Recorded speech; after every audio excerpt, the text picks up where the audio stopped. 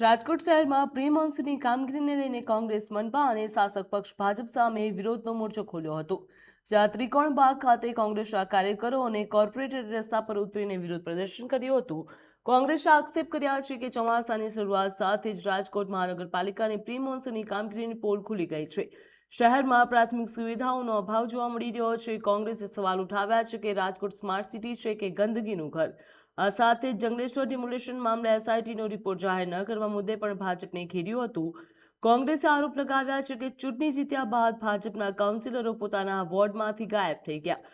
કોંગ્રેસે સ્પષ્ટ કર્યું કે રાજકોટની જનતાને પૂરતી સુવિધાઓ નહીં મળે ત્યાં સુધી તેમનો વિરોધ ચાલુ રહેશે।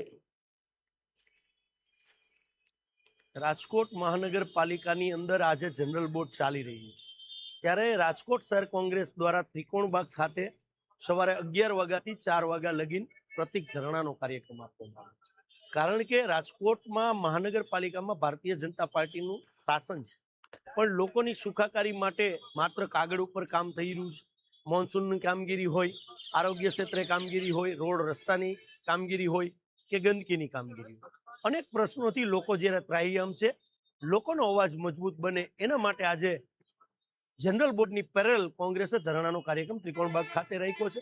રાજકોટ શહેરની અંદર જે ડિમોલેશન થયું એમાં બહુ મોટો ભ્રષ્ટાચાર કરવામાં આવેલો હતો। એસઆઈટીની રચના પણ વિરોધ થયો, કોંગ્રેસે વિરોધ કર્યો, પછી એસઆઈટીની રચના પણ કરવામાં આવેલી, પણ ત્યારબાદ હજી સુધી એ રિપોર્ટ પણ જાહેર નથી કરી શક્યા। તો હજી પણ જે ભ્રષ્ટાચારી લોકો છે એને કાજુ કતરી ખવડાવવાની તક રાજકોટ મહાનગરપાલિકાના ભારતીય જનતા પાર્ટીના સત્તાધીશો કરી રહ્યા છે।